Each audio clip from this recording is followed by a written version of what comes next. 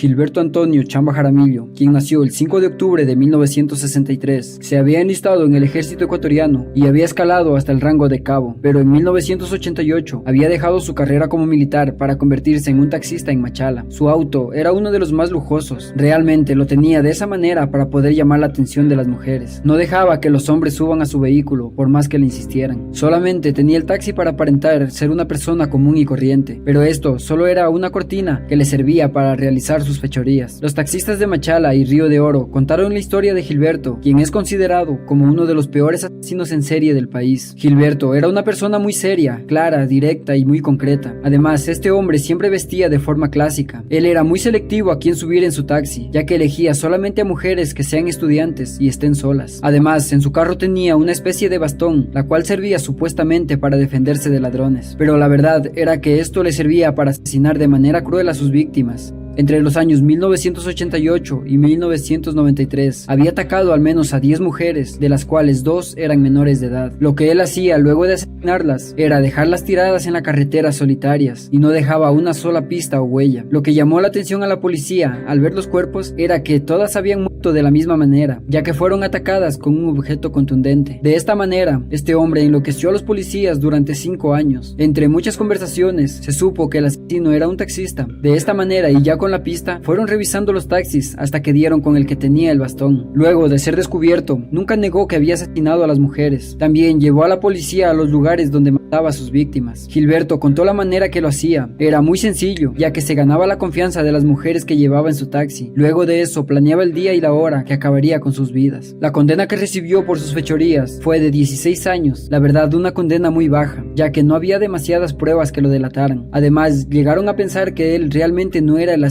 Estando en la cárcel, se dedicó a ser un preso ejemplar, tanto así que se acogió al beneficio del 2x1, que rebaja la pena de los presos con buena conducta a la mitad. Además, le perdonaron otro año debido al Jubileo 2000, que otorgaba ese tiempo de gracia o perdón. De esa manera, el 9 de noviembre del año 2000, luego de cumplir su condena y limpiar su historial policial, un beneficio que solo es posible en el Ecuador, Gilberto, quien estaba casado y tenía hijas con su esposa Mariela, decidió viajar a España. Un vuelo lo llevó a Ámsterdam y de ahí se trasladó al aeropuerto de Barajas en Madrid, en donde lo esperaban 2 de sus hermanas. Desde ese momento, Gilberto realizó varios trabajos como albañilería y portero de los vecinos donde vivía con sus familiares y novias del momento.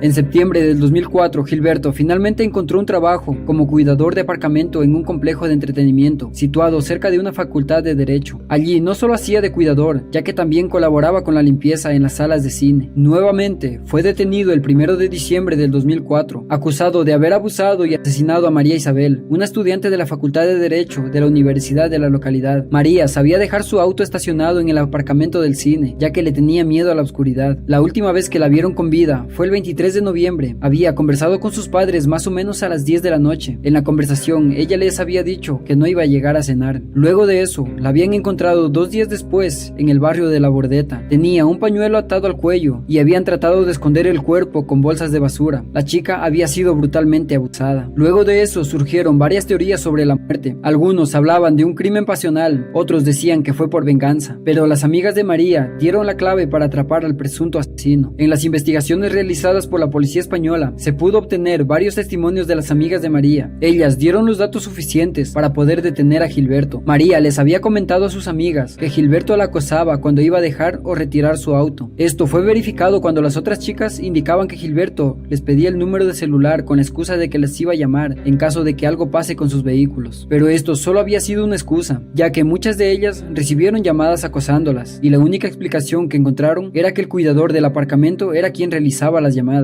Estas historias fueron confirmadas cuando los agentes encontraron el teléfono de María. Buscaron en su teléfono el registro de llamadas entrantes y salientes, horas antes y después del abuso y asesinato, y pudieron confirmar que Gilberto hizo 2 llamadas a líneas en donde se ofertaba sexo telefónico. Las llamadas duraron entre 5 y 6 minutos. Esta pista fue lo que condujo a los agentes a considerar a Gilberto como principal sospechoso de la muerte. Aparte de aquella pista, encontraron en la guantera del auto de María bolsas de basura similares a las que intentaron tapar su cuerpo. Esas bolsas eran muy parecidas a las que utilizaban las personas de limpieza de los cines para llevar la basura. Por esa razón, rápidamente relacionaron los hechos con Gilberto, ya que él trabajaba como ayudante de limpieza en el cine. Al principio, Gilberto fue detenido nada más que para investigaciones, pues sus compañeros de trabajo que declararon dijeron que no habían notado nada raro la noche del asesinato y que además el ecuatoriano no se ausentó de su lugar de trabajo. Además, las versiones de vecinos y conocidos de Gilberto estaban a favor de él, ya que decían que él era una persona de buena conducta, amable, y tanto así que lo desvinculaban del crimen. Realmente ellos no conocían bien a Gilberto. Sin embargo, al realizar las pruebas de ADN de espermas encontradas en las partes íntimas de la víctima, incriminaron directamente a Gilberto, pero según él, la policía había realizado un complot para acusarlo, tomando espermas de un preservativo que él había usado y poniéndolo en el cuerpo de María. Pero al realizar los análisis y los procesos, la fiscalía desestimó el argumento de Gilberto, la cual fue la principal razón para poderlo incriminar. En su juicio recibió 45 años de prisión por diferentes motivos. Recibió 20 años por el asesinato de la joven estudiante, otros 12 por abusar de ella. Además, le sumaron otros 13 años por intento de abuso y asesinato a una trabajadora sexual rumana, la cual también había testificado en su contra luego de ver fotografías en medios locales después de su detención. Pero además de eso, quienes lo acusaron alegaron que había ocultado información, pero él dijo que al ser detenido por los policías, había dado a conocer sus antecedentes penales en Ecuador y un incidente en España con problemas de tenencia de armas. Sin embargo, a lo largo del proceso, se probó que el monstruo de Machala sí había ocultado su pasado judicial, hasta que investigaron, donde la Policía Nacional del Ecuador había confirmado que era la misma persona sentenciada en Machala por haber sido un terrible asesino en serie.